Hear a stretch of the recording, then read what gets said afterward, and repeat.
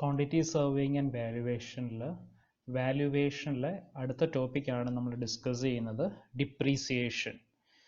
അപ്പോൾ ഡിപ്രീസിയേഷൻ എന്ന് പറഞ്ഞാൽ ഒരു പ്രോപ്പർട്ടിയുടെ വാല്യൂ ഡിക്രീസ് ചെയ്യുന്നതിനെയാണ് ഡിപ്രീസിയേഷൻ എന്ന് പറയുന്നത്. ഇനി ഡിപ്രീസിയേഷൻ നമുക്ക് വരുന്നത് ബിൽഡിങ്സിന് മാത്രമായിരിക്കും, ഒരിക്കലും ലാൻഡിൻ്റെ വാല്യൂ ഡിപ്രീസിയേറ്റ് ചെയ്യില്ല. അപ്പോൾ ഡിപ്രീസിയേറ്റ് ചെയ്തത് എപ്പോഴും ഒരു ബിൽഡിങ്ങിൻ്റെ വാല്യൂ ആയിരിക്കും. അപ്പോൾ ഇന്ന് നമ്മളൊരു ബിൽഡിംഗ് കൺസ്ട്രക്ട് ചെയ്തു 20 ലക്ഷം രൂപയ്ക്കെന്ന് വെച്ചാൽ ഒരു 5 വർഷം കഴിയുമ്പോഴേക്ക് ആ ബിൽഡിങ്ങിനകത്ത് ഒരുപാട് വിയർ ആൻഡ് ടിയർ ഒക്കെ ഉണ്ടാവും. അത് കണക്കിന് ഒരുപാട് മെയിൻ്റനൻസ് വർക്ക് ചെയ്യേണ്ടി വരും, ഒന്നുമില്ലെങ്കിൽ പെയിൻറ്റിങ് എങ്കിലും നമ്മൾ ചെയ്യേണ്ടി വരും. അപ്പോൾ അങ്ങനെ വരുമ്പോൾ ബിൽഡിങ്ങിൻ്റെ വാല്യൂ കുറഞ്ഞുകൊണ്ടേയിരിക്കും. അതാണ് ഡിപ്രീസിയേഷൻ എന്ന് പറയുന്നത്. അപ്പോൾ ഒരു ബിൽഡിങ്ങിൻ്റെ വാല്യൂ ഏജ് കൂടുന്നതനുസരിച്ച് കുറയുന്നു, അതാണ് depreciation. Loss in the value of a property due to its use, life, wear and tear, decay and obsolescence. ഈ ഒബ്സലസൻസ് വളരെ ഇമ്പോർട്ടൻ്റ് ആണ്. ഒബ്സലസൻസ് എന്ന് പറയുന്നത് the value of outdated structure എന്നാണ് ഒബ്സലസൻസിന്റെ മീനിങ്. അത് ഒരുപാട് PSC എക്സാംസിന് ചോദിച്ചിട്ടുള്ളതാണ്, ഒബ്സലൻസ് എന്താണെന്ന്. അപ്പോൾ ഒബ്സലൻസ് എന്താണെന്ന് നമുക്കിവിടെ എക്സ്പ്ലെയിൻ ചെയ്യാം ടൈപ്പ് ഓഫ് ഡിപ്രീസിയേഷനകത്ത്. ഒബ്സലൻസ് എന്ന് വെച്ചാൽ ഇത്രയേ ഉള്ളൂ, the value of outdated items. Value of outdated items, അത് ഓർത്തിരിക്കുക. ഈ ഒബ്സലൻസ് ഡീറ്റെയിൽ ആയിട്ട് നമുക്ക് അടുത്ത സെഷനിൽ പറയാം. സോ നെക്സ്റ്റ് ടോപ്പിക് ആണ് ടൈപ്സ് ഓഫ് ഡിപ്രീസിയേഷൻസ്. ഡിപ്രീസിയേഷൻ്റെ ഡിഫറെൻറ്റ് ടൈപ്സ്. ഫസ്റ്റ് വൺ ആണ് ഫിസിക്കൽ ഡിപ്രീസിയേഷൻ. ഫിസിക്കൽ ഡിപ്രീസിയേഷൻ നോക്കിയേ, due to wear and tear from operation or due to action of time and elements. Due to wear and tear. ഇപ്പോൾ നമുക്ക് lift ഒക്കെ ആണെങ്കിൽ നമുക്ക് ഒരുപാട് തവണ ഓപ്പറേറ്റ് ചെയ്ത് കഴിയുമ്പോൾ അതിനകത്ത് ഡാമേജസ് ഉണ്ടാകും, ഒരുപാട് മെയിൻ്റനൻസ് വർക്കൊക്കെ ചെയ്യേണ്ടി വരും. സോ അതൊക്കെയാണ് ഫിസിക്കൽ ഡിപ്രീസിയേഷനകത്ത് വരുന്നത്. ഫങ്ഷണൽ ഡിപ്രീസിയേഷൻ എന്ന് പറയുമ്പോൾ it may be due to inadequacy or due to obsolescence. നമ്മൾ ഏതൊരു ഫങ്ഷൻ ആണ് ആ ബിൽഡിംഗ് കൺസ്ട്രക്ട് ചെയ്തത്, ആ ഫങ്ഷൻ അത് ഫുള്ളായിട്ട് പെർഫോം ചെയ്യുന്നില്ല.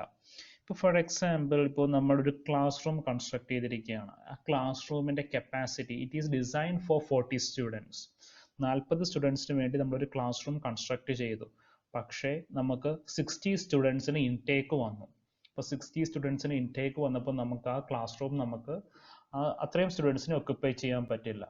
അപ്പോൾ എന്തായാലും നമുക്ക് നമ്മുടെ ഫങ്ഷൻ മീറ്റ് ചെയ്യാൻ പറ്റുന്നില്ല. അതാണ് ഫങ്ഷണൽ ഡിപ്രീസിയേഷനകത്ത് പറയുന്നത്. അപ്പോൾ ഇതിനെയും ഒബ്സലസൻസ് എന്ന് പറയും. എന്ന് വെച്ചാൽ നമുക്കത് ഔട്ട്ഡേറ്റഡ് ആയിപ്പോയി. ഒബ്സലൻസിൻ്റെ ഇത്രയേ ഉള്ളൂ, the value of outdated items. Obsolescence നമുക്ക് രണ്ടായിട്ട് പറയും, ഒന്ന് ഇന്റേണൽ ഒബ്സലസൻസും എക്സ്റ്റേണൽ ഒബ്സലസൻസും. അപ്പോൾ അതിൻ്റെ ഡെഫിനിഷനായിട്ട് തന്നെ പറയാം. ചിലപ്പോൾ ഈ ഡെഫിനിഷനായിട്ട് ചോദിച്ചാലോ എക്സാമിന്. The value of a property or structure will become less due to change in fashion, in design, in structure, inadequacy to present or growing needs, necessity for replacement due to new inventions, etc. അപ്പോൾ നമ്മൾ എന്ത് ഫംഗ്ഷന് വേണ്ടിയിട്ടാണോ ആ structure construct ചെയ്തത്, അത് function അത് perform ചെയ്യാൻ പറ്റുന്നില്ല. ഇനി അത് ഒരു ഒബ്സലസൻസ് ആണ്. ഇനി നമ്മൾ ഏതൊരു ബിൽഡിംഗ് സ്ട്രക്ചർ എടുത്താലും അപ്പോഴൊരു പെർട്ടിക്കുലർ ഫാഷൻ ഉണ്ടാവും. ആ ബിൽഡിംഗ് സ്ട്രക്ചറിൻ്റെ ലുക്കിനൊരു പ്രത്യേക ഫാഷൻ ഉണ്ടാവും. ഇപ്പോൾ 5 വർഷം മുന്നേ ഉള്ള ഫാഷൻ അല്ല ഇപ്പോൾ ആൾക്കാർ റെസിഡൻഷ്യൽ ബിൽഡിങ്സ് കൺസ്ട്രക്ട് ചെയ്യുന്നത്. ഓരോ വർഷം കഴിയും തോറും പുതിയ ഡിസൈൻസ് ഒക്കെ കൊണ്ടുവരാറുണ്ട്. അപ്പോൾ അതാണ് അവിടെ പറയുന്നത് change in design, change in fashion in design എന്ന് പറയുന്നത്. പിന്നെ ഇൻ സ്ട്രക്ചർ, അപ്പോൾ ബിൽഡിങ്സ് നമുക്ക് രണ്ട് രീതിയിൽ കൺസ്ട്രക്ട് ചെയ്യാൻ പറ്റും. ഒന്നുകിൽ ഫ്രെയിംഡ് സ്ട്രക്ചറായിട്ട് കൺസ്ട്രക്ട് ചെയ്യാം, അല്ലെങ്കിൽ ലോഡ് ബെയറിംഗ് സ്ട്രക്ചറായിട്ട് കൺസ്ട്രക്ട് ചെയ്യാം. ഇപ്പോൾ നമ്മൾ ലോഡ് ബെയറിംഗ് സ്ട്രക്ചറായിട്ട് കൺസ്ട്രക്ട് ചെയ്ത ബിൽഡിങ്സിനകത്ത് നമുക്ക് 2 ഫ്ലോറൊക്കെ മാക്സിമം പറ്റുള്ളൂ. അപ്പോൾ ഇൻ കേസ് നമുക്ക് മൂന്നാമതൊരു ഫ്ലോറും കൂടെ ഒക്കെ വേണമെങ്കിൽ അത് നമുക്ക് ബുദ്ധിമുട്ടായിരിക്കും. അപ്പോൾ അതാണ് പറയുന്നത് ഇൻ സ്ട്രക്ചർ. പിന്നെ ഗ്രോയിങ് നീഡ്സ്. ഇനി എന്താണ് ഇന്റേണൽ ഒബ്സലസൻസ്, എന്താണ് എക്സ്റ്റേണൽ ഒബ്സലസൻസും. ഇന്റേണൽ ഒബ്സലസൻസ് എന്ന് വെച്ചാൽ അതിൻ്റെ കൺസ്ട്രക്ഷൻ. അപ്പോൾ ഞാൻ നേരത്തെ പറഞ്ഞ എക്സാമ്പിൾ ഓർക്കുന്നില്ലേ, ഇപ്പോൾ ഒരു ക്ലാസ് റൂം കൺസ്ട്രക്ട് ചെയ്തിരിക്കുകയാണ് ഫോർ 40 സ്റ്റുഡൻസ്. പക്ഷെ നമുക്ക് 60 സ്റ്റുഡൻസിന് ഇൻടേക്ക് വന്നപ്പോൾ നമുക്ക് ആ ക്ലാസ് റൂം ഉപയോഗിക്കാൻ പറ്റുന്നില്ല. അങ്ങനെയുള്ള ഒബ്സലസൻസ് ആണ് ഇന്റേണൽ ഒബ്സലസൻസ്. ഈ നെക്സ്റ്റ് വൺ ആണ് എക്സ്റ്റേണൽ ഒബ്സലസൻസ്. എക്സ്റ്റേണൽ ഒബ്സലസൻസ് എന്ന് വെച്ചാൽ നമുക്ക് എക്സ്റ്റേണൽ എന്തെങ്കിലും ഡിസ്റ്റർബൻസ് ഒക്കെ ഉണ്ടാകുവാണെങ്കിൽ, ഇവിടെ പറയുന്നത് നമ്മുടെ ബിൽഡിങ്ങിൻ്റെ അടുത്തൊരു ഫാക്ടറി വന്നു, അല്ലെങ്കിൽ ട്രാഫിക്കിൻ്റെ നോയ്സസ് അങ്ങനെ ഒക്കെയുള്ള പ്രശ്നങ്ങൾ വരികയാണെങ്കിൽ, ഇപ്പോൾ ഒരു ഫോർ എക്സാമ്പിൾ നിങ്ങൾ താമസിക്കുന്ന ഒരു വീടിനടുത്ത് പുതിയൊരു ഫാക്ടറി വന്നപ്പോൾ എന്താണ്, സൈറൻ്റെ ബഹളവും അതിനങ്ങനെ പൊല്യൂഷനും ഒക്കെ ആയിട്ട് നിങ്ങൾക്ക് അവിടെ താമസിക്കാൻ പറ്റുന്നില്ല. അപ്പോൾ അതാണ് എക്സ്റ്റേണൽ ഒബ്സലസൻസ്. അപ്പോൾ ഒബ്സലസൻസ് വളരെ ഇമ്പോർട്ടൻ്റ് ആണ്. ഇന്റേണൽ ഒബ്സലസൻസ് എന്നും പറഞ്ഞുകൊണ്ട് എക്സ്റ്റേണൽ ഒബ്സലസൻസും ഉണ്ട്. ഇനി ഒബ്സലസൻസ് എന്ന് വെച്ചാൽ ഇത്രയേ ഉള്ളൂ, the value of outdated items. വളരെ ഇമ്പോർട്ടൻ്റ് ആയതുകൊണ്ടാണ് ഞാൻ 2-3 തവണ ഇങ്ങനെ എടുത്തെടുത്ത് പറയുന്നത്. ഒബ്സലസൻസ് ഒരുപാട് തവണ PSC എക്സാമിന് ചോദിച്ചിട്ടുള്ള ക്വസ്റ്റ്യൻ ആണ്. അടുത്ത് നമ്മൾ ഡിസ്കസ് ചെയ്യാൻ പോകുന്നത് മെത്തേഡ്സ് ഓഫ് കാൽക്കുലേറ്റിംഗ് ഡിപ്രീസിയേഷൻസ് കാൽക്കുലേറ്റ് ചെയ്യാനുള്ള ഡിഫറെൻറ്റ് മെത്തേഡ്സ് ആണ്. നമുക്ക് 4 മെത്തേഡ്സ് ആണ് ഉള്ളത്. അപ്പോൾ നിങ്ങൾ എക്സാമിന് പഠിക്കുമ്പോൾ ഓരോ മെത്തേഡും എന്തിനാണെന്ന് പഠിക്കുക. ഇക്വേഷൻ ഒന്ന് നോട്ട് ചെയ്ത് വെക്കുക. എന്ന് വെച്ചാൽ ചില എക്സാംസിന്, ചില PSC എക്സാംസിന് ക്വസ്റ്റ്യൻ പേപ്പറിനകത്തൊക്കെ ഇക്വേഷൻസ് ആയിട്ട് ചോദിച്ചിട്ടുണ്ട്. കറക്റ്റ് ഇക്വേഷൻ ഏതാണെന്ന് എടുത്ത് ചോദിച്ചിട്ടുണ്ട്. അപ്പോൾ നിങ്ങൾ പഠിക്കുമ്പോൾ ഡെഫിനിഷൻ കറക്റ്റായിട്ട് പഠിക്കുക, ഇക്വേഷൻസും കറക്റ്റായിട്ട് തന്നെ പഠിക്കുക. ഇനി ചില കേസിൽ ഇക്വേഷൻ തന്നിട്ട് അതിനകത്ത് ഓരോ ടേമും ഏതാണെന്ന് ചിലപ്പോൾ ഓപ്ഷനകത്ത് ചോദിക്കാറുണ്ട്. അപ്പോൾ പഠിക്കുമ്പോൾ കറക്റ്റായിട്ട് തന്നെ പഠിക്കുക, ഡെഫിനിഷൻ പഠിച്ചിട്ട് ഇക്വേഷൻ പഠിക്കുക. ഇക്വേഷനകത്തുള്ള ഓരോ ടേംസും എന്താണെന്നും കൂടി പഠിച്ചു വെക്കണം. എന്ന് വെച്ചാൽ ചില PSC എക്സാംസിന് ഒരു ഇക്വേഷൻ, നമുക്ക് സ്ട്രെയിറ്റ് ലൈൻ മെത്തേഡിൻ്റെ ഇക്വേഷൻ ഇതാണ്, ഇതിനകത്ത് C എന്ന് വെച്ചാൽ എന്താണ് എന്നൊക്കെ പറഞ്ഞ് ഓപ്ഷൻസ് വരാറുണ്ട്. അപ്പോൾ പഠിക്കുമ്പോൾ കറക്റ്റായിട്ട് തന്നെ പഠിക്കുക. അപ്പോൾ ഫസ്റ്റ് വൺ ആണ് സ്ട്രെയിറ്റ് ലൈൻ മെത്തേഡ്. അപ്പോൾ straight line method of depreciation എന്താണെന്നാണ് നമ്മൾ നോക്കാൻ പോകുന്നത്. അപ്പോൾ സ്ട്രെയിറ്റ് ലൈൻ മെത്തേഡ് എന്ന് വെച്ചാൽ വളരെ എളുപ്പമാണ്. Loss by a constant amount every year and that a fixed amount of original cost return of every year at the end of utility period when assigned. So ഇത് വളരെ എളുപ്പമാണ് straight line method എന്ന് വെച്ചാൽ ഒരു constant amount എല്ലാ വർഷവും അതിനകത്ത് നിന്ന് ഡിപ്രീസിയേഷൻ ആയിട്ട് കാൽക്കുലേറ്റ് ചെയ്യാണ്. അതാണ് സ്ട്രെയിറ്റ് ലൈൻ മെത്തേഡ് എന്ന് വെച്ചാൽ ഇത്രയേ ഉള്ളൂ. ഇപ്പോൾ നിങ്ങൾ നേരത്തെ ഒരു 20 lakh rupees ഒരു ബിൽഡിംഗ് കൺസ്ട്രക്ട് ചെയ്തു. അപ്പോൾ അതിൻ്റെ ഡിപ്രീസിയേഷൻ എന്ന് പറയുമ്പോൾ ഓരോ വർഷവും 5,000 rupees വെച്ച് അത് ഡിപ്രീസിയേറ്റ് ചെയ്യാണ്. ഇപ്പോൾ ഈ വർഷം ഇപ്പോൾ 2020 ഞാൻ കൺസ്ട്രക്ട് ചെയ്ത ബിൽഡിംഗ് 2021 ആയപ്പോൾ അതിനകത്തൊരു 5,000 രൂപ ഡിപ്രീസിയേഷൻ വന്നു. 2022 ആയപ്പോൾ വീണ്ടും ഒരു 5,000 രൂപ. അങ്ങനെ വെച്ചാൽ ഒരു കോൺസ്റ്റന്റ് എമൗണ്ട് ആണ് എല്ലാ വർഷവും ഡിപ്രീസിയേഷൻ ആയിട്ട് എടുക്കുന്നത്. അതാണ് സ്ട്രെയിറ്റ് ലൈൻ മെത്തേഡ് എന്ന് പറയുന്നത്. ഒരു കോൺസ്റ്റന്റ് എമൗണ്ട് ആയിരിക്കും എല്ലാ വർഷവും ഡിപ്രീസിയേഷൻ ആയിട്ട് കാൽക്കുലേറ്റ് ചെയ്യുന്നത്. അതാണ് സ്ട്രെയിറ്റ് ലൈൻ മെത്തേഡ്. ഇത് കാൽക്കുലേറ്റ് ചെയ്യാനുള്ള ഇക്വേഷൻ ആണ് ആനുവൽ ഡിപ്രീസിയേഷൻ. എന്ന് വെച്ചാൽ ഓരോ വർഷത്തേക്കുമാണ് കാൽക്കുലേറ്റ് ചെയ്യുന്നത്. ഓരോ വർഷവും ഇത്ര എമൗണ്ട് ഡിപ്രീസിയേഷൻ വരും. C minus SC by N and C stands for original cost. അപ്പോൾ നേരത്തെ പറഞ്ഞ എക്സാമ്പിൾ ആണെങ്കിൽ 20,000. SC എന്ന് വെച്ചാൽ സ്ക്രാപ്പ് വാല്യൂ എന്ന് വെച്ചാൽ എന്തായിരുന്നു, നമ്മുടെ ബിൽഡിങ് ഡിസ്മാൻഡിൽ ചെയ്ത് കഴിയുമ്പോൾ, ലൈഫ് കഴിയുമ്പോൾ ബിൽഡിങ് ഡിസ്മാൻഡിലെ മെറ്റീരിയൽസിന് കിട്ടുന്ന വാല്യൂ ആണ് സ്ക്രാപ്പ് വാല്യൂ.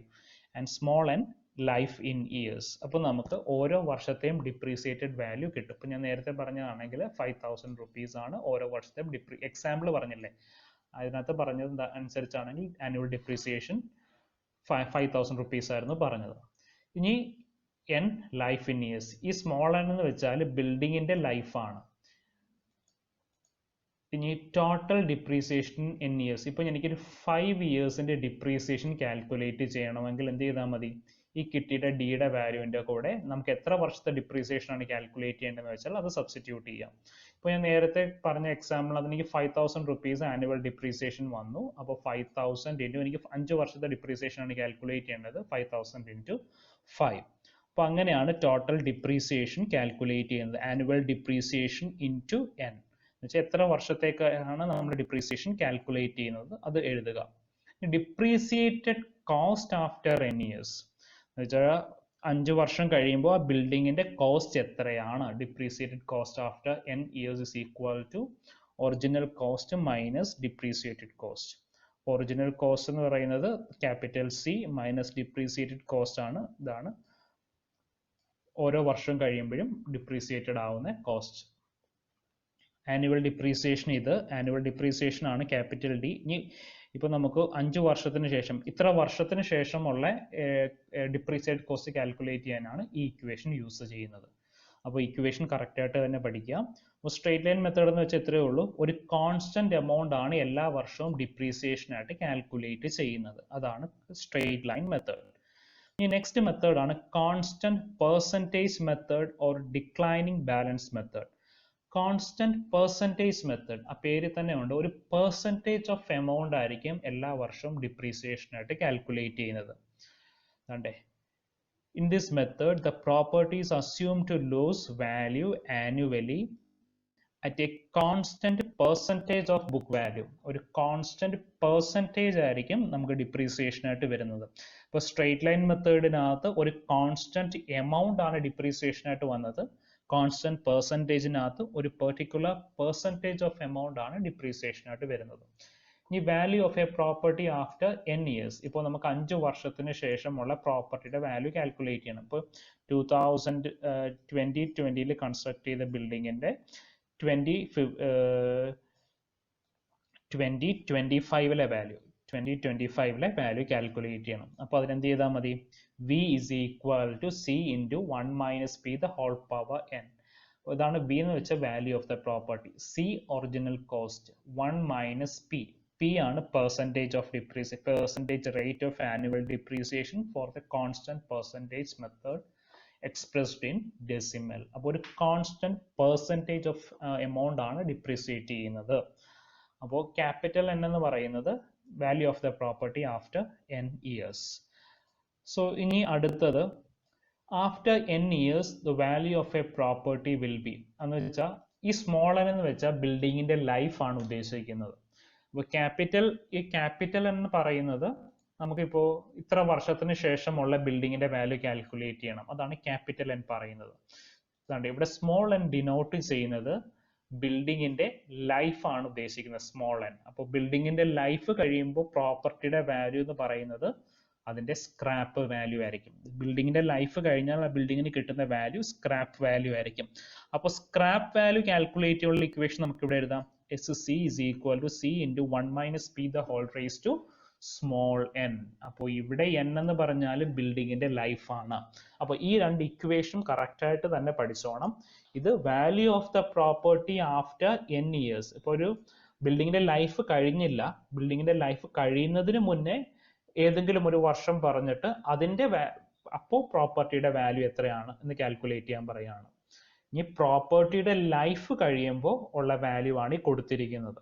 അപ്പൊ സ്മോൾ n എന്ന് പറയുന്നത് പ്രോപ്പർട്ടിയുടെ ലൈഫ് ആണ്, പി എന്ന് പറയുന്നത് പെർസെൻറ്റേജ് ഓഫ് ആനുവൽ ഡിപ്രീസിയേഷൻ ആണ്, സി കോസ്റ്റ് ആണ്, ഒറിജിനൽ കോസ്റ്റ് ആണ്, SC എന്ന് പറയുന്നത് സ്ക്രാപ്പ് വാല്യൂ. അപ്പോൾ സ്ക്രാപ്പ് വാല്യൂ കാൽക്കുലേറ്റ് ചെയ്യാൻ നമുക്ക് കോൺസ്റ്റന്റ് പെർസെൻറ്റേജ് മെത്തേഡിന്റെ ഇക്വേഷൻ ആണ് ഈ കൊടുത്തിരിക്കുന്നത്.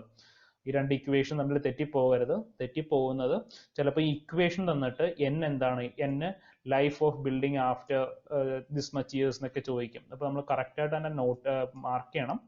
ബബിൾ ചെയ്യേണ്ടത് ലൈഫ് ഇൻ ഇയേഴ്സ്, ബിൽഡിങ്ങിന്റെ ലൈഫാണ് സ്മോൾ n ആയിട്ട് ഡിനോട്ട് ചെയ്യുന്നത്. ഇങ്ങനെ വളരെ സിമ്പിൾ ആയിട്ടുള്ള കാര്യങ്ങളാണ് നിങ്ങൾ എക്സാമിന് തെറ്റിക്കുന്നത്. അപ്പോൾ അത് ഓർത്തിരിക്കുക.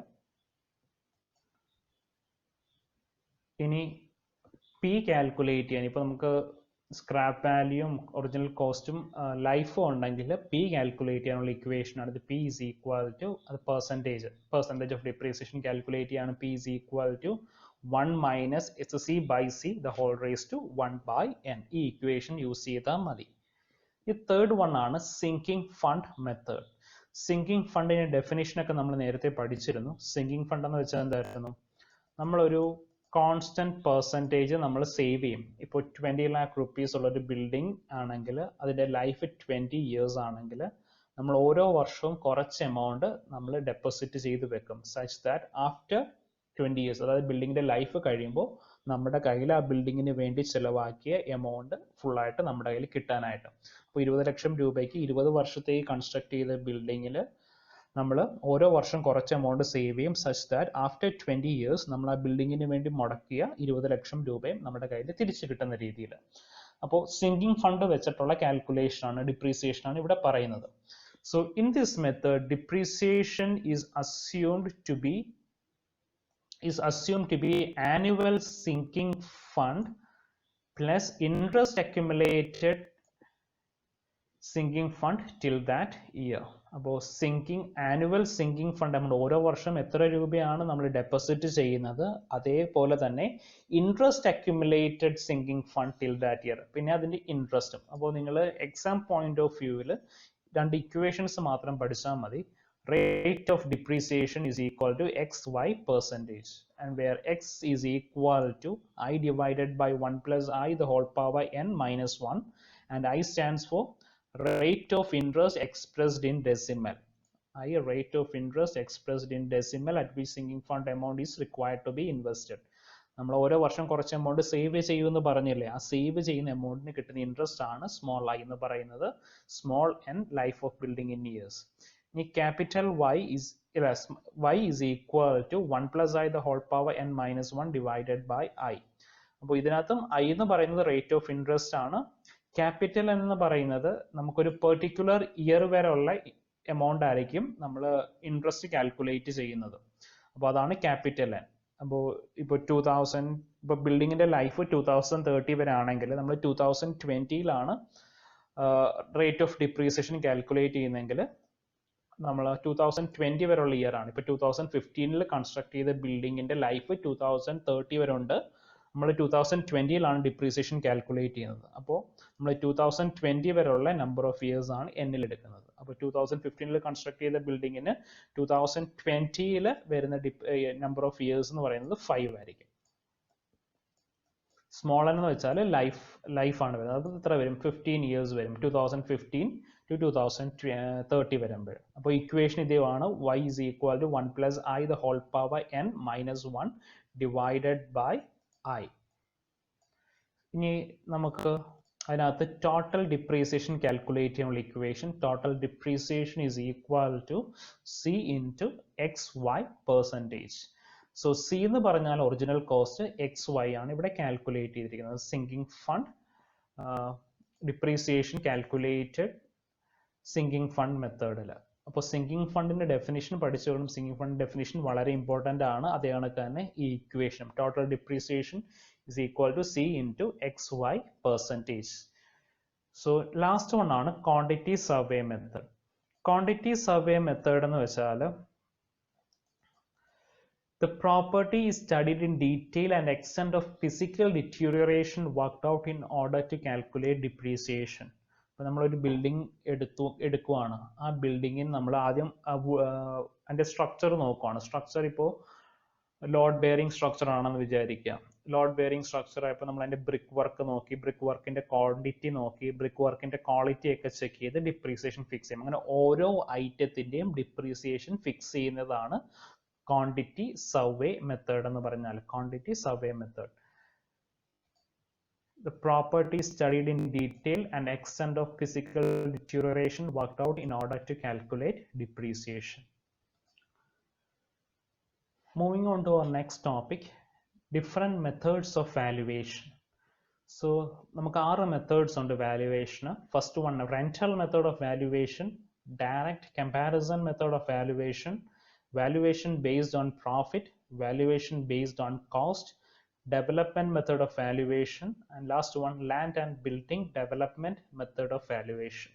അങ്ങനെ 6 എണ്ണമാണ് method of calculating valuation. First one നോക്കാം, rental method of valuation.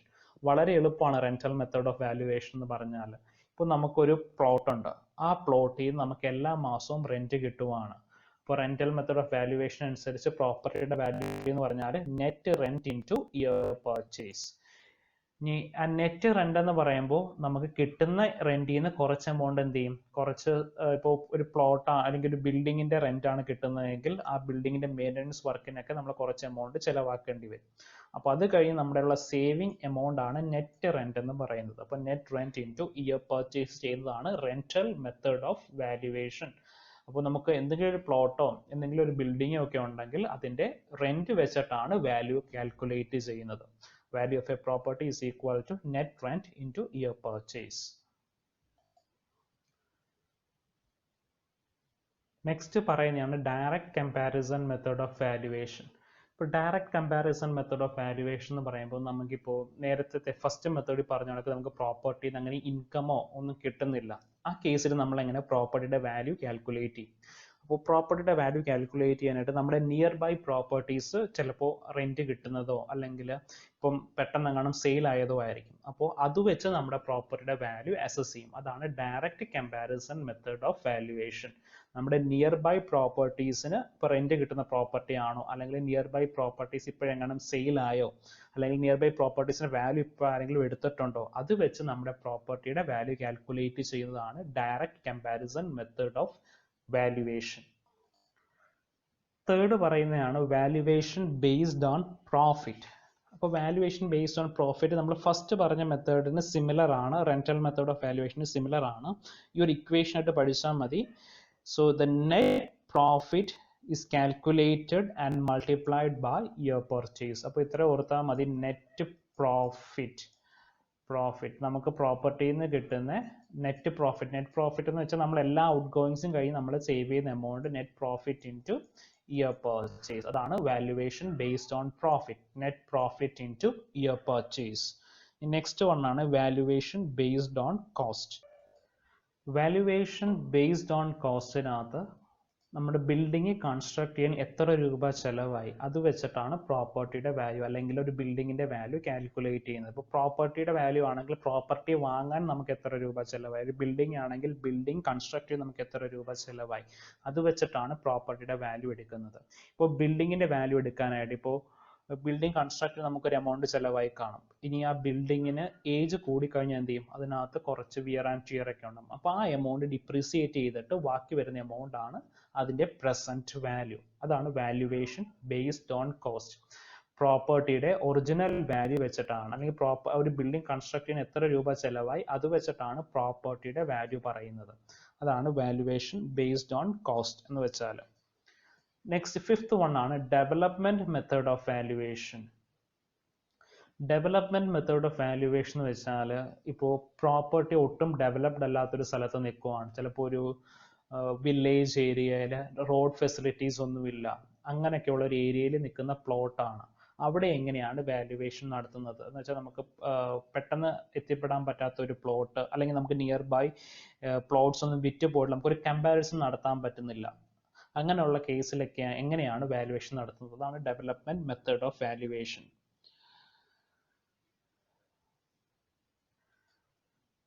Development method of valuation നമ്മൾ രണ്ട് രീതിയിലാണ് ചെയ്യുന്നത്. ഫസ്റ്റ് വൺ ആണ് development of building estates and second one hypothetical building scheme.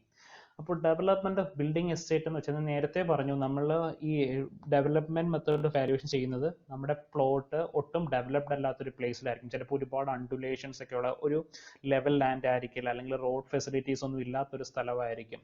അപ്പോൾ അങ്ങനെയുള്ളൊരു പ്ലോട്ടിന്റെ വാല്യൂ നമ്മൾ ഡിറ്റർമൈൻ ചെയ്യാൻ പോവുകയാണ്. അതിന് രണ്ട് മെത്തേഡ്സ് ഉണ്ട്. ഫസ്റ്റ് വൺ ആണ് ഡെവലപ്മെന്റ് ഓഫ് ബിൽഡിംഗ് എസ്റ്റേറ്റ്. അപ്പോൾ ഡെവലപ്മെന്റ് ഓഫ് ബിൽഡിംഗ് എസ്റ്റേറ്റ്സ് എന്ന് പറയുമ്പോൾ നമ്മൾ ഈ പ്ലോട്ട് ഇപ്പം അണ്ടുലേറ്റഡ് പ്ലോട്ടൊക്കെ ആണെങ്കിൽ നമ്മൾ ആ പ്ലോട്ടിനെ ലെവൽ ചെയ്തെടുക്കും. അതേ കണക്ക് ഇപ്പോൾ റോഡ്സ് ഫെസിലിറ്റീസ് ഒന്നും ഇല്ലെങ്കിൽ ആ പ്ലോട്ടിലേക്കുള്ള റോഡ് ഫെസിലിറ്റീസ് ഒക്കെ ഡെവലപ്പ് ചെയ്ത് എടുക്കും. റോഡ് മെയിൻ്റെനൻസ് ചെയ്യണമെങ്കിൽ റോഡ് മെയിൻ്റെനൻസ് ചെയ്ത് പ്രോപ്പർ ട്രാൻസ്പോർട്ടേഷൻ ഫെസിലിറ്റീസ് എല്ലാം കൊടുക്കും. എന്നിട്ട് നമ്മൾ ആ പ്രോപ്പർട്ടിയുടെ വാല്യൂ പറയും.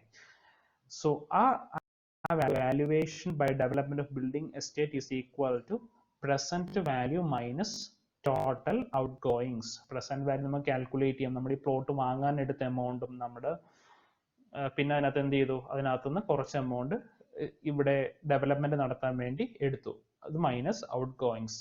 പിന്നെ ഈ പ്രസന്റ് വാല്യൂസിനകത്ത് നമുക്ക് വേണമെങ്കിൽ വാങ്ങാൻ എടുത്ത എമൗണ്ട് മാത്രമല്ല അദ്ദേഹത്തിന് എത്രമാത്രം സേവിങ്സ് വേണം എന്നുള്ള രീതിയിൽ ആ വാല്യൂ കൂട്ടുകയും കുറയ്ക്കുകയൊക്കെ ചെയ്യാം.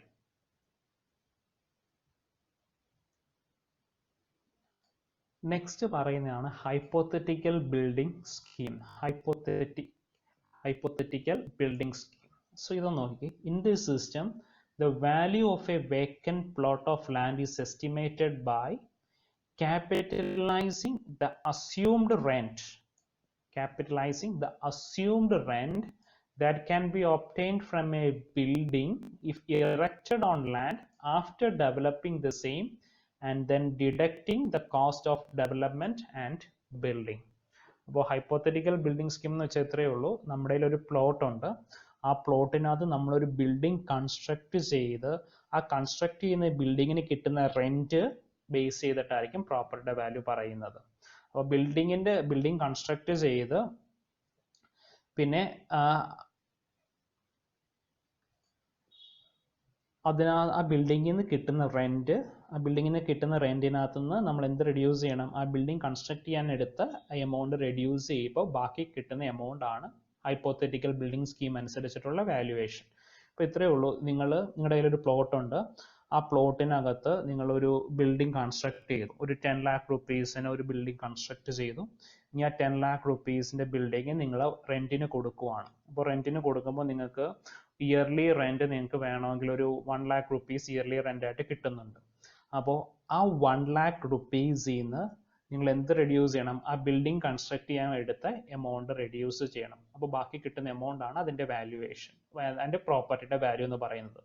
ഇപ്പോൾ ഒരു വർഷം കൊണ്ട് നിങ്ങൾക്ക് ആ പ്രോപ്പർട്ടിയിൽ നിന്ന് കിട്ടുന്ന, ഒരു വർഷം കൊണ്ടൊന്നും നിങ്ങൾക്ക് ആ ബിൽഡിംഗ് കൺസ്ട്രക്ട് ചെയ്യാനെടുത്ത എമൗണ്ട് കിട്ടില്ല. അപ്പോൾ ഒരു പെർട്ടിക്കുലർ ഇയർ വെച്ചിട്ടായിരിക്കും അത് കാൽക്കുലേറ്റ് ചെയ്യുന്നത്. അപ്പോൾ നമ്മുടെ എക്സാം പോയിന്റ് ഓഫ് വ്യൂവിൽ ഇതൊക്കെ എന്താണെന്ന് മാത്രം പഠിച്ചാൽ മതി. ഹൈപ്പോത്തറ്റിക്കൽ ബിൽഡിംഗ് സ്കീം എന്ന് പറയുമ്പോൾ ഇത്രയേ ഉള്ളൂ. നിങ്ങൾ ഒരു പ്രോപ്പർട്ടിയുടെ വാല്യൂ അസസ് ചെയ്യാനായിട്ട് നമ്മൾ ആ പ്രോപ്പർട്ടിയിൽ ഒരു ബിൽഡിംഗ് കൺസ്ട്രക്ട് ചെയ്ത് ആ ബിൽഡിങ്ങിൽ നിന്ന് കിട്ടുന്ന റെന്റിനെ ബേസ് ചെയ്തിട്ടാണ് പ്രോപ്പർട്ടിയുടെ വാല്യൂ പറയുന്നത്. അതാണ് ഹൈപ്പോത്തറ്റിക്കൽ ബിൽഡിംഗ് സ്കീം എന്ന് പറയുന്നത്. ഈ ഹൈപ്പോത്തറ്റിക്കൽ ബിൽഡിംഗ് സ്കീമിന് ഒരു ഡിസഡ്വാൻറ്റേജ് ഉണ്ട്. ഹൈപ്പോത്തറ്റിക്കൽ ബിൽഡിംഗ് സ്കീമിന്റെ ഡിസഡ്വാൻറ്റേജ് എന്ന് വെച്ചാൽ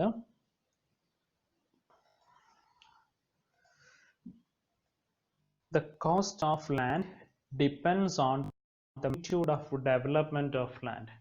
ഇപ്പം ലാൻഡിന്റെ കോസ്റ്റ് ബേസ് ചെയ്യുന്നത് ആ ലാൻഡിനകത്ത് ഉണ്ടാകുന്ന ഡെവലപ്മെന്റ് അനുസരിച്ചിട്ടാണ്, അല്ലാണ്ട് നമ്മളൊരു ബിൽഡിംഗ് കൺസ്ട്രക്ട് ചെയ്യുന്ന ബിൽഡിങ്ങിന്റെ കിട്ടുന്ന റെന്റുമായിട്ട് ബേസ് ചെയ്തല്ല കിട്ടുന്നത്. അതാണ് ആ പറയുന്ന ആ മെത്തേഡിന്റെ ഒരു ഡിസഡ്വാൻറ്റേജ്. ഇനി നമ്മുടെ ലാസ്റ്റ് മെത്തേഡ് ആണ് land and building development method of valuation or initial cost based valuation. നമ്മുടെ ലാസ്റ്റ് മെത്തേഡ് ഓഫ് വാല്യുവേഷൻ ആണ്. സോ ഇത് വളരെ സിമ്പിൾ ആണ്. നമ്മുടെ കയ്യിൽ ഒരു പ്ലോട്ട് ഉണ്ട്, ആ പ്ലോട്ടിന്റെ പ്രസന്റ് വാല്യൂ എത്രയാണെന്ന് ഡിറ്റർമൈൻ ചെയ്യുക, പ്രസന്റ് മാർക്കറ്റ് വാല്യൂ. ഇപ്പോൾ നമ്മുടെ ഒരു പ്ലോട്ട് ഉണ്ടെങ്കിൽ അതിന്റെ പ്രസന്റ് മാർക്കറ്റ് വാല്യൂ എത്രയാണെന്ന് ഡിറ്റർമൈൻ ചെയ്യുക. അതിനുശേഷം അതിന്റെ ഡിപ്രീസിയേഷൻ എത്രയാണെന്ന് കാൽക്കുലേറ്റ് ചെയ്യുക. അപ്പോൾ അത് നമ്മളുടെ ഡിഫറൻസ് ആണ്, മാർക്കറ്റ് വാല്യൂ മൈനസ് ഡിപ്രീസിയേഷൻ ആണ് നമുക്ക് ഈ പ്ലോട്ടിന്റെ വാല്യൂ എന്ന് പറയുന്നത്. അപ്പോൾ ഇത്രയേ ഉള്ളൂ. പ്രോപ്പർട്ടിയുടെ മാർക്കറ്റ് വാല്യൂ കാൽക്കുലേറ്റ് ചെയ്യുന്നു, പ്രോപ്പർട്ടിയുടെ മാർക്കറ്റ് വാല്യൂ കാൽക്കുലേറ്റ് ചെയ്ത് എന്നിട്ട് അതിന്റെ ഡിപ്രീസിയേഷൻ കാൽക്കുലേറ്റ് ചെയ്യുന്നു, എന്നിട്ട് അത് നമ്മുടെ ഡിഫറൻസ് ആണ് അതിന്റെ പ്രസന്റ് വാല്യൂ എന്ന് പറയുന്നത്.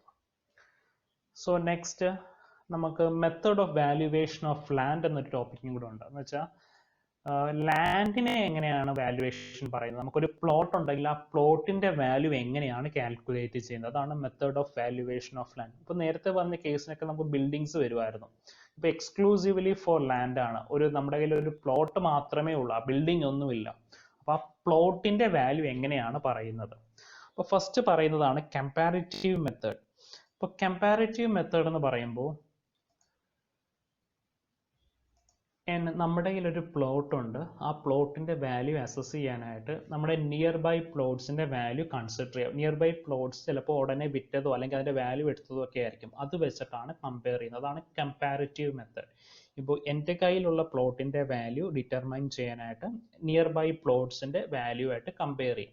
ഇപ്പോൾ നിയർ ബൈ പ്ലോട്ട്സ് നമ്മൾ എൻ്റെ തൊട്ടടുത്തുള്ള പ്ലോട്ട്സ് ചിലപ്പോൾ ഏതെങ്കിലും ഇപ്പോൾ ഉടനെ വിറ്റതായിരിക്കാം, അല്ലെങ്കിൽ ആരെങ്കിലും വാങ്ങിയതായിരിക്കാം, അല്ലെങ്കിൽ അതിന്റെ വാല്യൂ ഇപ്പോൾ ഡിറ്റർമൈൻ ചെയ്തിട്ടുണ്ടാകും. അപ്പോൾ അത് വെച്ചിട്ട് നമ്മുടെ പ്ലോട്ടിന്റെ വാല്യൂ ഡിറ്റർമൈൻ ചെയ്യുവാണ്. അതാണ് കമ്പാരിറ്റീവ് മെത്തേഡ് എന്ന് പറയുന്നത്. നിങ്ങൾ കേട്ടിട്ടില്ലേ, നിങ്ങളുടെ നാട്ടിൽ സെന്റിനൊക്കെ എന്താ വില എന്നൊക്കെ പലരും ചോദിക്കാറില്ലേ? എന്ന് വെച്ചാൽ ഓരോ സ്ഥലത്തും ഓരോ റേറ്റ് ആണ് വരുന്നത്.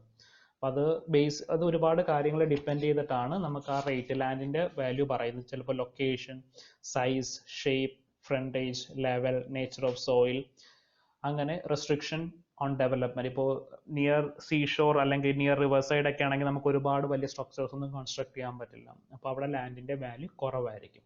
അപ്പോൾ നമ്മുടെ നിയർ ബൈ ലാൻഡിന്റെ വാല്യൂ വെച്ച് നമ്മുടെ സ്വന്തം ലാൻഡിന്റെ വാല്യൂ അസസ് ചെയ്യുന്നതാണ് കമ്പാരിറ്റീവ് മെത്തേഡ് എന്ന് പറയുന്നത്. ഈ സെക്കൻഡ് മെത്തേഡ് ആണ് belting method of valuation. Belting method of valuation എന്ന് പറയുമ്പോൾ ഇപ്പോൾ ഇതാണ് എൻ്റെ പ്ലോട്ട്. എൻ്റെ പ്ലോട്ടിൻ്റെ ഈ ഒരു പോർഷനിലാണ് റോഡ് വരുന്നത്. ഇതൊരു പ്ലോട്ട് എന്ന് പറയുമ്പോൾ ചിലപ്പോൾ 1 ഏക്കർ ഉള്ളൊരു പ്ലോട്ട് എന്ന് വിചാരിക്കുക. അപ്പോൾ ഈ ഒരു പ്ലോട്ട് ഞാൻ വിൽക്കാൻ പോകുവാണ്. അപ്പോൾ ഈ 1 ഏക്കറായിട്ട് ആരും മേടിക്കുന്നില്ല. അപ്പോൾ ഞാൻ എന്ത് ചെയ്യും? ഞാൻ ഇതിനെ ചെറിയ ചെറിയ പ്ലോട്ട്സ് ആയിട്ട് ഡിവൈഡ് ചെയ്യും. ഇങ്ങനെയുള്ള ചെറിയ പ്ലോട്ടുകളായിട്ട് ഡിവൈഡ് ചെയ്തിട്ട് അതിനെ സെയിൽ ചെയ്യും. അപ്പോൾ ഇങ്ങനെ പ്ലോട്ടായിട്ട് ഡിവൈഡ് ചെയ്യുമ്പോൾ ഇതിനകത്ത് എന്തും കൂടി ഇൻക്ലൂഡ് ചെയ്യണം? ഇതിനകത്ത് ഈ ചെറിയ പ്ലോട്ടിലേക്ക് പോകുന്ന റോഡും കൂടി ഇൻക്ലൂഡ് ചെയ്യേണ്ടി വരും. അപ്പോൾ ഇങ്ങനെ ഞാൻ 1 ഏക്കറായിട്ട് എൻ്റെ വസ്തു വിറ്റ് പോകാതായപ്പോൾ ഞാൻ ആ പ്ലോട്ടിനെ ചെറിയ ചെറിയ പ്ലോട്ടായി ഡിവൈഡ് ചെയ്തു. ഡിവൈഡ് ചെയ്തിട്ട് അതിനെ അതിലേക്കുള്ള ആക്സസ് കൊടുത്തു. ഇപ്പോൾ ഈ ഒരു പ്ലോട്ടിലേക്ക് പോകാൻ ഈ കാണിച്ചിരിക്കുന്നത് ഇതാണ് മെയിൻ റോഡ്. മെയിൻ റോഡിൽ നിന്ന് നമ്മൾ ഈ റോഡിൽ കൂടി കയറി ഇതിലേക്ക് വന്നാൽ ഈ ഒരു പ്ലോട്ടിലേക്ക് എത്താൻ പറ്റും. വീണ്ടും ഈ റോഡിൽ കൂടി പോയി ഇങ്ങോട്ട് വന്നാൽ ഈ ഒരു പ്ലോട്ടിൽ എത്താൻ പറ്റും. അപ്പോൾ ബെൽറ്റിംഗ് മെത്തേഡ് ഓഫ് വാല്യുവേഷൻ എന്ന് വെച്ചാൽ ഇങ്ങനെയാണ്. നമ്മുടെ കയ്യിലുള്ള ഒരു പ്ലോട്ടിനെ ചെറിയ ചെറിയ ബെൽറ്റ് ആയിട്ട് ഡിവൈഡ് ചെയ്തിട്ട് അതിൻ്റെ വാല്യൂ ആണ് നമ്മൾ കാൽക്കുലേറ്റ് ചെയ്യുന്നത്. അപ്പോൾ ഇങ്ങനെ ചെയ്ത് കഴിയുമ്പോൾ നമുക്ക് ഈ ഡിവൈഡ് ചെയ്ത് വെച്ചിരിക്കുന്ന ചെറിയ പ്ലോട്ട്സിനെല്ലാം ഒരേ വാല്യൂ കിട്ടത്തില്ല. ഈ പറയുന്ന 1, 2, 3 എന്നൊക്കെ പറഞ്ഞിട്ടുള്ള ഈ ഒരു പ്ലോട്ട്, ഈ പ്ലോട്ടിൻ്റെയൊക്കെ വാല്യൂ കുറവായിരിക്കും കമ്പയറിങ് ടു ദിസ് പ്ലോട്ട്. അപ്പോൾ ഇതെന്താണ്? നിയർ ടു റോഡാണ്, റോഡിനോട് ചേർന്ന് നിൽക്കുന്ന പ്ലോട്ടാണ്. അപ്പോൾ ഈസി വെഹിക്കിൾ ആക്സസ് ആണുള്ളത്. അപ്പോൾ ഈസി വെഹിക്കിൾ ആക്സസ് ഉള്ളതുകൊണ്ട് ഈ ആദ്യത്തെ ഈ പ്ലോട്ട്സിന് ഇപ്പോൾ 6, 7, 8 എന്നുള്ള പ്ലോട്ടിന്റെ വില കൂടുതലായിരിക്കും, പക്ഷേ ബാക്കിൽ വരുന്ന പ്ലോട്ടിന്റെ വില കുറവായിരിക്കും. അപ്പോൾ ഇങ്ങനെയാണ് ബെൽറ്റിംഗ് മെത്തേഡ് ഓഫ് വാല്യുവേഷൻ. ഇത്രയേ ഉള്ളൂ. നമുക്ക് തന്നിരിക്കുന്ന നമ്മുടെ കയ്യിലുള്ള പ്ലോട്ടിനെ എന്ത് ചെയ്യുന്നു? ചെറിയ ബെൽറ്റ് ആയിട്ട് ഡിവൈഡ് ചെയ്യുന്നു. അങ്ങനെ ചെറിയ ബെൽറ്റ് ആയിട്ട് ഡിവൈഡ് ചെയ്യുമ്പോൾ നമുക്ക് ഓരോ ചെറിയ പ്ലോട്ടിനും നമുക്ക് ഒരു ചെറിയ പ്ലോട്ട്സിന് എല്ലാത്തിനും ഒരേ വില കിട്ടില്ല. അപ്പോൾ അതിന്റെ ബേസിൽ ഓരോ പ്ലോട്ടിന്റെയും വില ടോട്ടൽ എടുത്തിട്ടാണ് belting method of valuation calculate ചെയ്യുന്നത്. സോ തേർഡ് മെത്തേഡ് ആണ് abstractive method of valuation. Abstractive method of valuation എന്ന് പറയുമ്പോൾ എൻ്റെ കയ്യിൽ ഒരു പ്ലോട്ട് ഉണ്ട്. എനിക്ക് ആ പ്ലോട്ടിന്റെ വാല്യൂ കാൽക്കുലേറ്റ് ചെയ്യണം.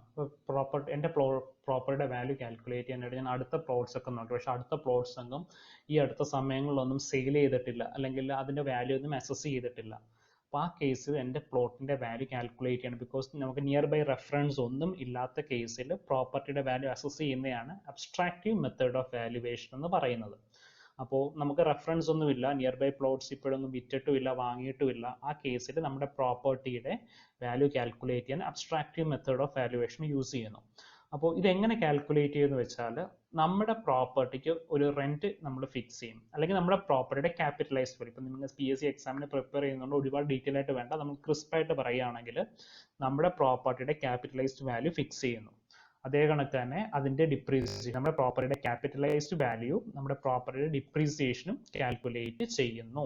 അപ്പോൾ ഈ ക്യാപിറ്റലൈസ്ഡ് വാല്യൂ കിട്ടുന്നത് എങ്ങനെയാണെന്ന് വെച്ചാൽ, നമുക്ക് അടുത്തുള്ള ഏതെങ്കിലും ഒരു പ്രോപ്പർട്ടിക്ക് ഒരു റെന്റോ എന്തെങ്കിലും ഉണ്ടാവും, അല്ലെങ്കിൽ ഒരു വരുമാനം എന്തെങ്കിലും ഉണ്ടാവും. അപ്പോൾ ആ റെന്റ് ഇൻറ്റു ഇയർ പർച്ചേസ് ആണ് നമുക്ക് അതിന്റെ ക്യാപിറ്റലൈസ്ഡ് വാല്യൂ എന്ന് പറയുന്നത്. അപ്പോൾ അടുത്തുള്ള ഒരു പ്രോപ്പർട്ടി വിറ്റിട്ടില്ല എന്നാണ് പറഞ്ഞത്, പക്ഷെ അടുത്തുള്ള ഏതെങ്കിലും ഒരു പ്രോപ്പർട്ടിക്ക് ഒരു റവന്യൂ എന്തെങ്കിലും കിട്ടുന്നുണ്ടാവും. ആ റവന്യൂ ഇൻറ്റു ഇയർ പർച്ചേസ് ചെയ്യുമ്പോൾ ക്യാപിറ്റലൈസ്ഡ് വാല്യൂ കിട്ടും.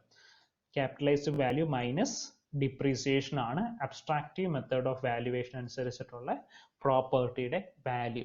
ഈ അബ്സ്ട്രാക്റ്റീവ് മെത്തേഡ് ഓഫ് വാല്യുവേഷൻ നമ്മൾ അപ്ലൈ ചെയ്യുന്നത് നമുക്ക് തൊട്ടടുത്ത ലാൻഡിന്റെ വാല്യൂ ഒന്നും അറിയാൻ പറ്റുന്നില്ല. തൊട്ടടുത്ത ലാൻഡൊന്നും ഇപ്പോൾ ഉടനെ വിൽക്കോ വാങ്ങുകയോ ഒന്നും ചെയ്തിട്ടില്ല.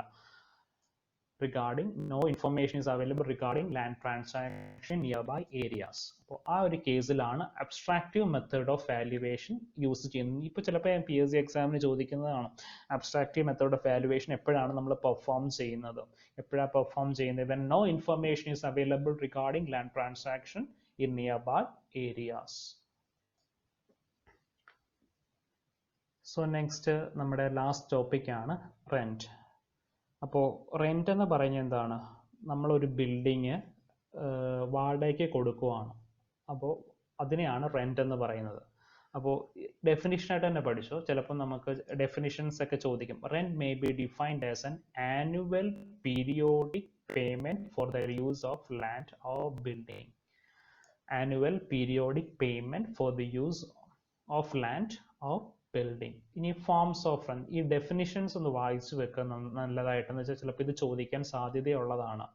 ഫസ്റ്റ് പറയുന്നതാണ് standard rent. Standard rent, legal permissible rent that can be charge to a tenant. Legal permissible rent that can be charge to a tenant. Next ആണ് ground rent. Ground rent, paid by a person for the use of a plot of vacant land. അപ്പോൾ ഒരു ലാൻഡിന് വരുന്ന rent ആണ് ground rent എന്ന് പറഞ്ഞാൽ. ഇപ്പോൾ നമ്മൾ parking space ഒക്കെ എടുക്കാറില്ലേ, അതാണ് ഗ്രൗണ്ട് റെന്റ് എന്ന് പറയുമ്പോൾ. Form of rent that is paid by a person for the use of a plot of vacant land belonging to other. Third one ആണ് ഫെയർ റെന്റ്. ഫെയർ റെന്റ് എന്ന് പറയുമ്പോൾ rent payable by a tenant under existing rules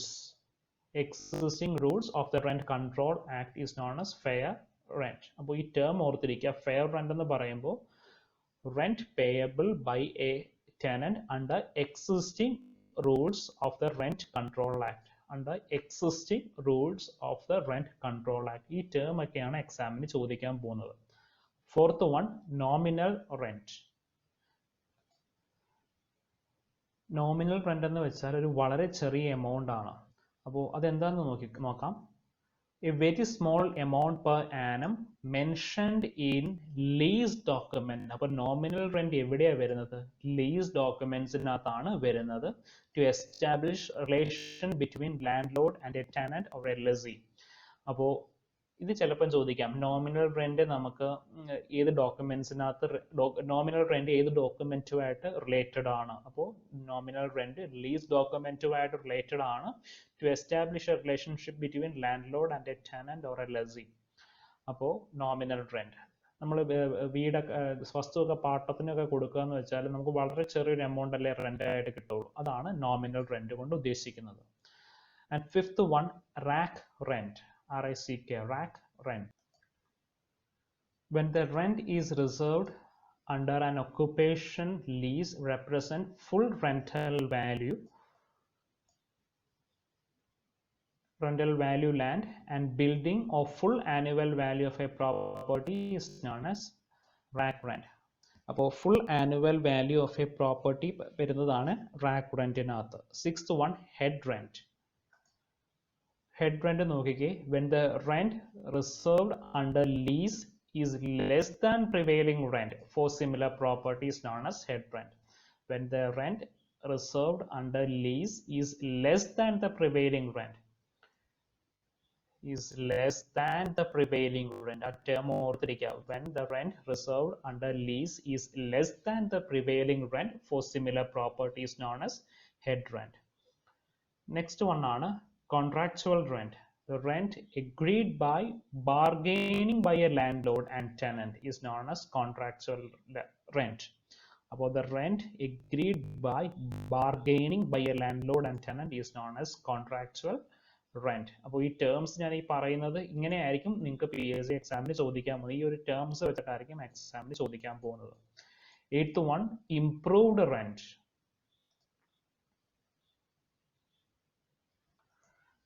improved rent എന്ന് വെച്ചാൽ ഇപ്പോൾ ഇതെൻ്റെ പ്ലോട്ടാണ്. ഈ എൻ്റെ plot ഞാൻ ഒരാൾക്ക് എക്സ് എന്ന് പറഞ്ഞ ഒരാൾക്ക് ലീസിന് കൊടുത്തു. ഈ എക്സ് എന്ന് പറഞ്ഞ ആള് അദ്ദേഹം വീണ്ടും അത് വൈ എന്ന് പറഞ്ഞ ഒരാൾക്ക് ലീസിന് കൊടുത്തു. അപ്പൊ ഞാൻ ഇദ്ദേഹത്തിന് ലീസിന് കൊടുത്തത് 5,000 rupees പെർ മന്തിനാണ്. പക്ഷെ ഇദ്ദേഹം വൈക്ക് ലീസിന് കൊടുത്തത് 6,000 rupeesനാണ് പെർ മന്ത്. അപ്പോൾ ഈ ഒരു കേസാണ് നമ്മൾ ഇംപ്രൂവ്ഡ് റെന്റ് എന്ന് പറയുന്നത്. ഇപ്പോൾ ഞാൻ ഒരാൾക്ക് പ്ലോട്ട് റെന്റിന് കൊടുത്തു, അല്ലെ പ്ലോട്ട് ലീസിന് കൊടുത്തു, അദ്ദേഹം അതിൽ കൂടുതൽ ഒരു എമൗണ്ടിന് വേറൊരാൾക്ക് ലീസിന് കൊടുക്കുവാണ്. ആ ഒരു കേസാണ് ഇംപ്രൂവ്ഡ് റെന്റ് എന്ന് വെച്ചാൽ.